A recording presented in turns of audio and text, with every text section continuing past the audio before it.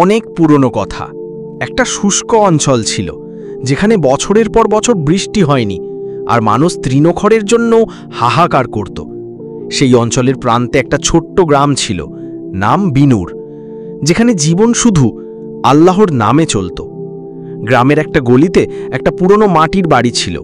সেখানে থাকত সালিমা, এক 16 বছরের সরল সাধারণ মেয়ে।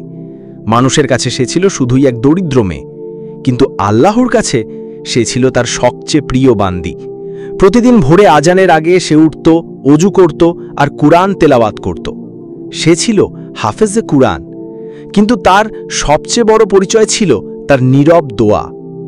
একদিন তার মা অসুস্থ হয়ে পড়ল। পুরো গ্রামে ওষুধের জন্য টাকা ছিল না।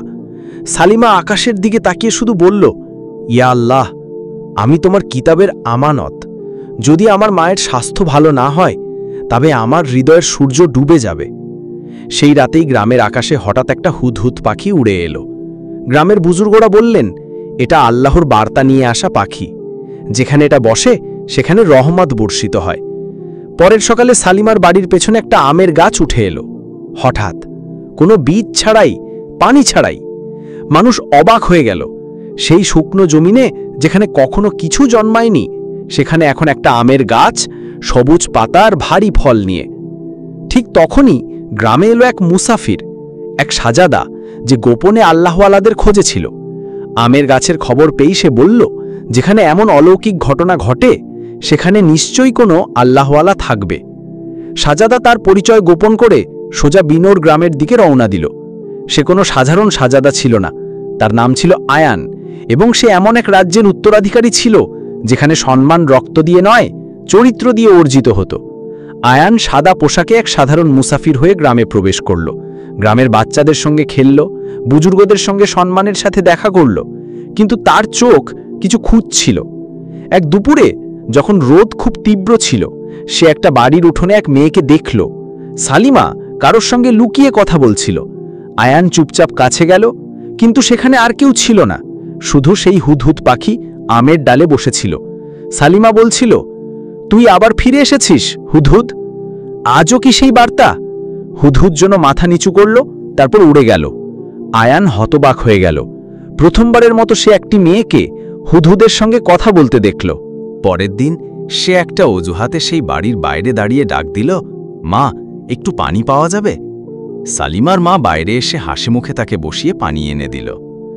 আয়ান এটা সেটা কথা বলল, কিন্তু তার চোখ বাড়ির এক কোণে রাখা কোরআন শরীফ আর একটা সুতোর চাটাইয়ের ওপর আটকে গেল। কিছুক্ষণ পর সালিমা পানি নিয়ে এলো। আয়ান প্রথমবার তার চোখের দিকে তাকালো। গভীরতা ছিল, কিন্তু কোনো অহংকার ছিল না। সে ধনীদের মতো ছিল না, তার চেহারায় দুনিয়ার কোনো লোভও ছিল না। সে ছিল শুধুই এক আল্লাহওয়ালি। আয়ান নম্রস্বরে জিজ্ঞেস করল, তোমার নাম কি সালিমা? সালিমা চোখ নামিয়ে বলল, নামে কি হয় সাহেব, যদি চরিত্রে আলো না থাকে? আয়ানের চোখ ভিজে গেল। সেই সন্ধ্যায় আয়ান গ্রামের ইমামের সঙ্গে দেখা করল এবং জিজ্ঞেস করল, এই মেয়েটি কে? ইমাম শুধু বললেন, সালিমা আল্লাহর বান্দি। সে কোনো সাধারণ মেয়ে নয়, সে ওই আমের গাছের দোয়া, যা তুমি দেখতে এসেছ। রাতের নীরবতা ছিল, গ্রাম ঘুমিয়ে পড়েছিল, কিন্তু সালিমা আমের গাছের নিচে বসেছিল। তার সামনে একটা চাটাই বিছানো ছিল, তার উপর কোরআন শরীফ রাখা। চাঁদের আলোয় তার চেহারা আরও পবিত্র দেখাচ্ছিল। ঠিক তখন গাছের উঁচু ডালে হুদহুদ আবার এসে বসল। সালিমা চোখ বন্ধ করে বলল, আজ কিছু অন্যরকম, তাই না? হুদহুদ ডানা ঝাপটালো এবং হঠাৎ বলে উঠল, সালিমা, তোমার পরীক্ষা কাছে এসে গেছে। একজন পথিক এসেছে, যে তোমার কাছে আলো চাইবে। তোমাকে তোমার হৃদয় চিনতে হবে, কিন্তু কোরআন থেকে দূরে যেও না। সালিমা অবাক হল না, শুধু মাথা নিচু করে সিজদা করল এবং বলল, যদি আমার পথ আল্লাহর দিকে যায়, তবে প্রতিটি পরীক্ষা মঞ্জুর। পরের দিন আয়ান সালিমার বাড়িতে এলো। এবার তার হাতে একটা বই ছিল, কিন্তু তাতে কোরআন ছিল না, ছিল দুনিয়ার জ্ঞান। সে সালিমাকে জিজ্ঞেস করল, তুমি কি কখনো বাইরে যেতে চাও, যেখানে তোমার মতো নেকদিল মানুষের প্রয়োজন? সালিমা হাসল, আমার প্রতিটি পদক্ষেপ আল্লাহর পথে। যদি বাইরে যাওয়া ফরজ হয়, তবে যাব, কিন্তু সম্মান ছাড়া নয়। সেই রাতে হুদহুদ আবার আয়ানের সামনে এলো। মাথা নিচু করে সে মানুষের কণ্ঠে বলল, শাহজাদা, যে আলোর তুমি খোঁজ করছ তা তোমার সামনে, কিন্তু মনে রাখো, এই মেয়ে কোনো লোভ নয়, আমানত। যদি তার কাছে যেতে চাও তবে আগে তোমার নফস ছাড়ো এবং নিজেকেও বদলে ফেলো। আয়ান সেই রাত ঘুমাতে পারল না। সকাল হওয়ার আগে সে তার রাজকীয় পোশাক খুলে ফেলল এবং গ্রামের মসজিদে প্রথম সারিতে নামাজ পড়ল। মানুষ জিজ্ঞেস করল, এই নতুন মুসাফির কে?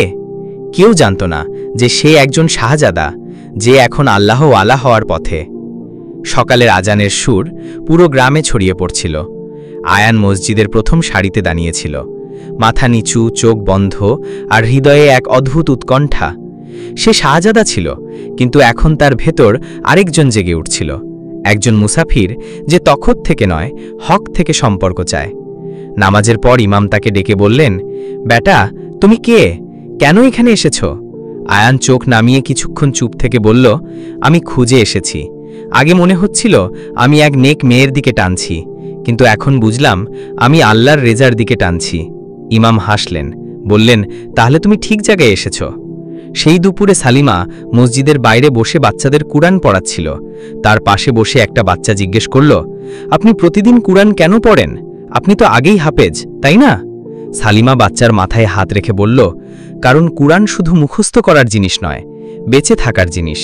যতদিন নিঃশ্বাস চলে কুরআন চলতে হবে।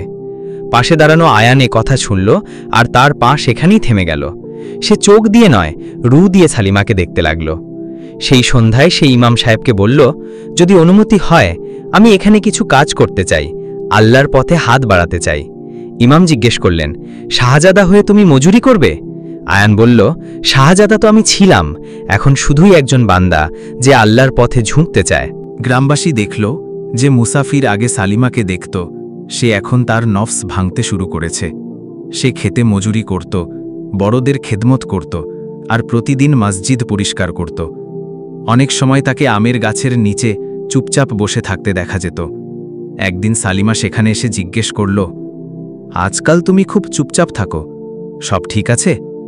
আয়ান জবাব দিল, যখন হৃদয় খোয়াব ছিল তখন জিভ চলত, এখন যখন হৃদয় খালি হচ্ছে তখন শুধু আল্লাহ শুনছেন। সালিমার চোখ ভিজে গেল। প্রথমবারের মতো সে আয়ানকে মানুষ হিসেবে নয়, আল্লাহর একজন বান্দা হিসেবে দেখল। সেই রাতে হুদহুদ আবার এলো। গাছের ডালে বসে সালিমাকে বলল, এখন তোমার সফর শুরু হতে চলেছে, কিন্তু মনে রেখো, যদি ইশক আল্লাহর সঙ্গে যুক্ত থাকে তবে তা কখনো অপমানিত করে না। সালিমা বলল, যদি আমার মহব্বতে আল্লাহ শামিল থাকেন তবে আমি সম্মানের মহব্বত বেছে নেব, দুনিয়ার নয়। দিন ঢলে যাচ্ছিল, গ্রামের ওপর সূর্য সোনালি চাদর বিছিয়ে দিচ্ছিল। আমের গাছ হালকা হাওয়ায় দুলছিল, আর তার ছায়ায় বসেছিল দুজন, সালিমা আর আয়ান। দুজনেই নীরব, তাদের মধ্যে কোনো ইজহার হয়নি, কিন্তু তাদের নীরবতায় একটা ভরসা পল্লবিত হচ্ছিল, এমন ভরসা যা ইশক থেকে নয়, ঈমান থেকে জন্ম নেয়। আয়ান ধীর স্বরে জিজ্ঞেস করল, যদি কেউ তোমার কাছ থেকে কিছু লুকায় শুধু এই জন্য যে তোমার কাছে আসার আগে সে নিজেকে ঠিক করতে চায়, তুমি কি তাকে ক্ষমা করবে? সালিমা তার দিকে তাকালো। যদি সে সত্যের আগে তওবা করে আসে তবে তার মিথ্যায়ও কোনো গুনাহে নেই। আয়ানের চোখ ভিজে গেল। সে জানত এখন সময় এসে গেছে। সেই রাতে মসজিদের বাইরে পুরো গ্রামকে ডাকা হলো। ইমাম সাহেব সবার সামনে আয়ানের পরিচয় দিলেন।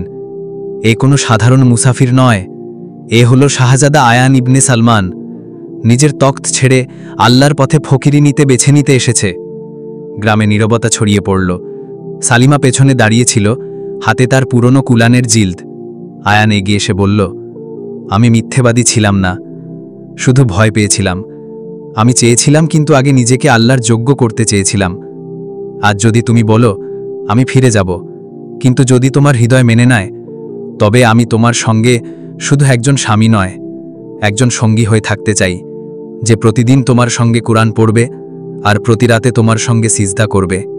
গ্রামের পরিবেশ ভারী হয়ে গেল।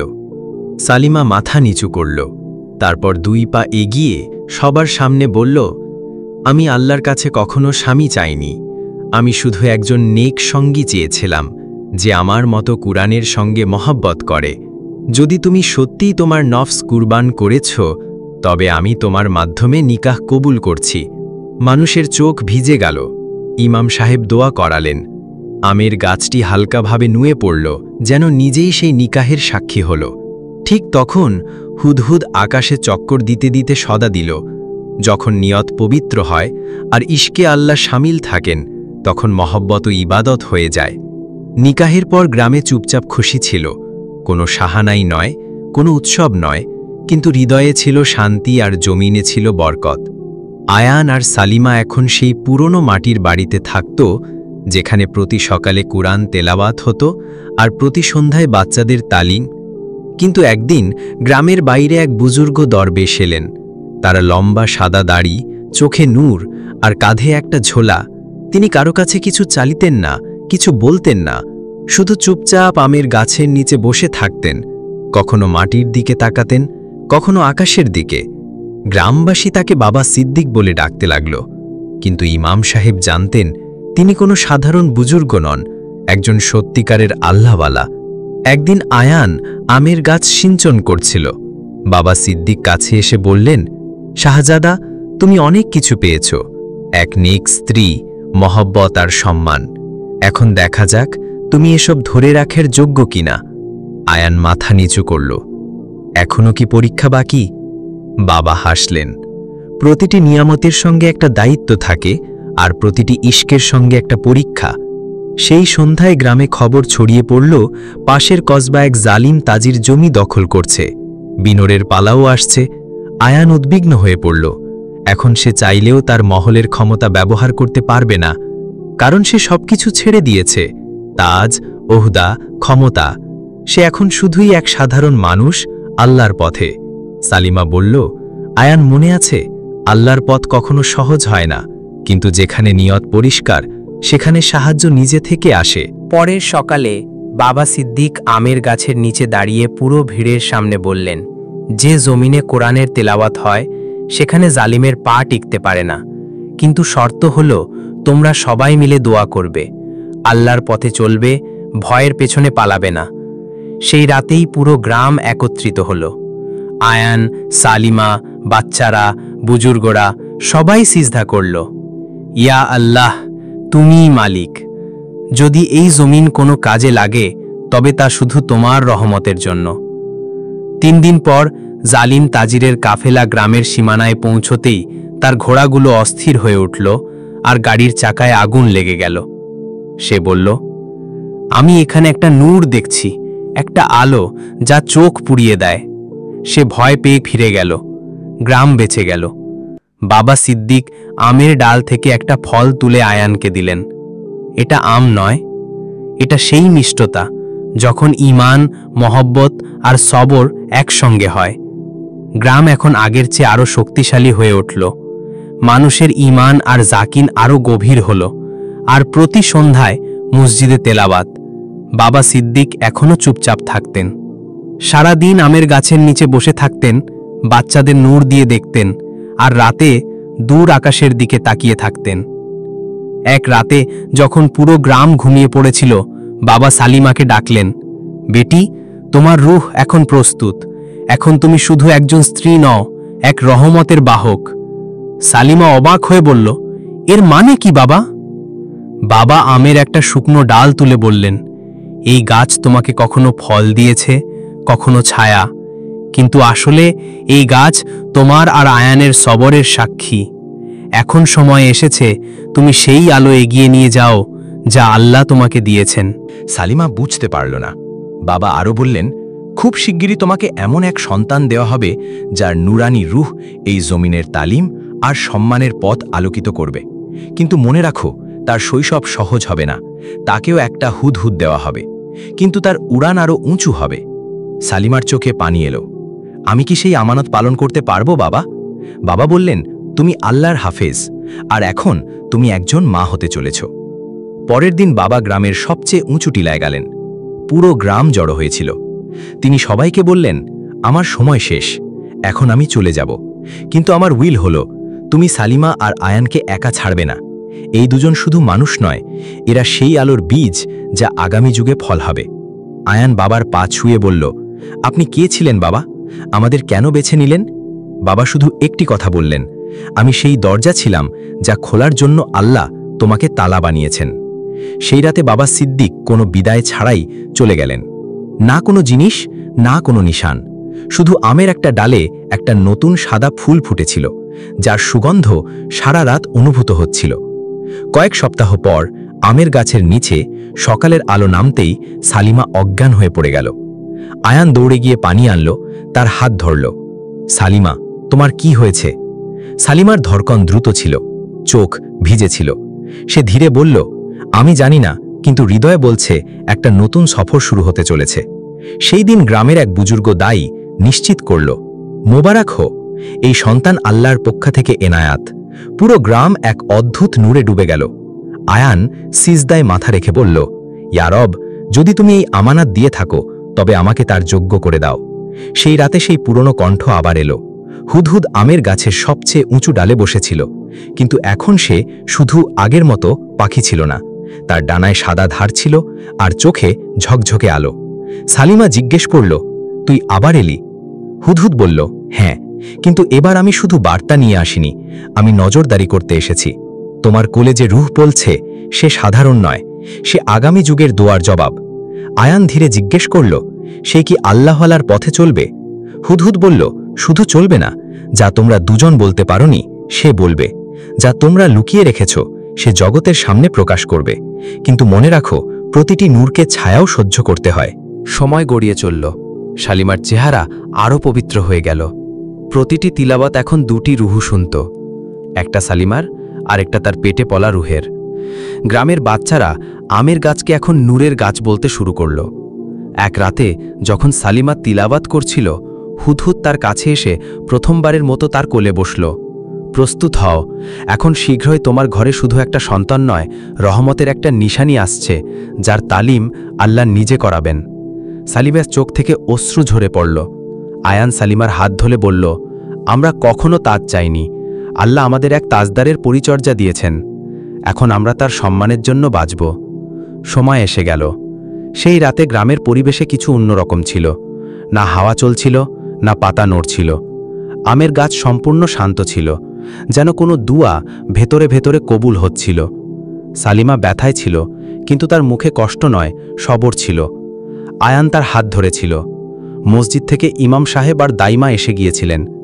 মাঝরাতে একটা সদা হলো, একটা নিষ্পাপ রৌনক ভরা সদা গ্রামে গুঞ্জরিত হলো। একটি শিশু জন্ম নিল, কিন্তু সবচেয়ে আশ্চর্যের বিষয় ছিল, তার জন্মের সঙ্গে সঙ্গে আমের গাছে একসঙ্গে 7টি আম ফুটল, আর আকাশে হুদহুদ চক্কর দিতে দিতে সদা দিল, আল্লাহর কারিশমা জমিনে নেমে এসেছে। শিশুর মুখে এমন নূর ছিল যে দাইমা প্রথমবারের মতো চোখ নামিয়ে নিল। এত শিশুর জন্ম দেখেছি, কিন্তু এমন নূর, এ কোনো সাধারণ শিশু নয়। সালিমার কোলে শিশু মুচকি হাসছিল, আর তার চোখ সোজা মায়ের চোখের দিকে তাকিয়েছিল, যেন সবকিছু তার মনে আছে। কয়েকদিন পর শিশুর নামকরণের দিন এলো। গ্রামবাসী জড়ো হলো। ইমাম সাহেব জিজ্ঞেস করলেন, কি নাম ভেবেছ? সালিমা তার ছেলেকে বুকে জড়িয়ে বলল, এর নাম হবে নূরে সিদ্দিক, কারণ এ সেই আল্লাহওয়ালার আমানত যিনি আমাদের চিনে গিয়েছেন। আয়ান যোগ করল, আর এর তালিম দুনিয়া নয়, খোদা দেবেন, আমরা শুধুই তার দরবান। সময় গড়িয়ে চলল। নূরে সিদ্দিক 3 বছর বয়সে পুরো কুরআন মুখস্থ তিলাওয়াত করতে শুরু করল। 4 বছর বয়সে সে প্রথমবার মসজিদে দাঁড়িয়ে বলল, যারা কুরআনকে হৃদয়ে ধারণ করে না তারা শুধু পড়ে, বাঁচে না। একবার গ্রামে আবার খরা পড়ল। মানুষ উদ্বিগ্ন ছিল, কুয়ো শুকিয়ে গিয়েছিল, ফসল নষ্ট হয়েছিল। নূরে সিদ্দিক আমের গাছের নিচে বসে হাত তুলে বলল, ইয়া রব, এ তোমার জমিন, আমরা তোমার বান্দা, পানি পাঠাও, নয়তো সবর দাও, কিন্তু সব সময় তোমার রহমত সঙ্গে দাও। সেই সন্ধ্যায় মেঘ ভেঙে পড়ল, গ্রামে প্রথম বৃষ্টি বর্ষিত হল, আর আমের গাছ আবার লহলহ করে উঠল। বছরের পর বছর পর নূরে সিদ্দিক বড় হল, তার হাতে কয়েক ডজন এতিম শিশু আশ্রয় পেল, অনেক দরিদ্র মেয়ের বিয়ে হল, আর গ্রাম একটা তালিমি মরকজ হয়ে গেল। মানুষ বলতো, যেখানে আমের গাছ সেখানে আল্লাহর করিশ্মা। কিন্তু সালিমা আর আয়ান জানত, সেই করিশ্মা গাছে নয়, সেই ইবাদতে ছিল, যার মাধ্যমে এক হাফেজ মেয়ে পুরো কায়নাতের নকশা বদলে দিয়েছিল। আয়ান, সালিমা আর নূর একসঙ্গে আমের গাছের নিচে বসে আছে। নূর জিজ্ঞেস করল, আম্মি, আব্বু, এটা কি সেই জায়গা যেখান থেকে আমার সফর শুরু হয়েছিল? সালিমা হাসল, চোখ ভরে গেল। না বেটা, তোমার সফর এখন শুরু হচ্ছে, আর সেই হুদহুদ যে তোমাকে দেখত সে এখন অন্যদের দিকে উড়ে গেছে, আরেকজন আল্লাহওয়ালার খোঁজে।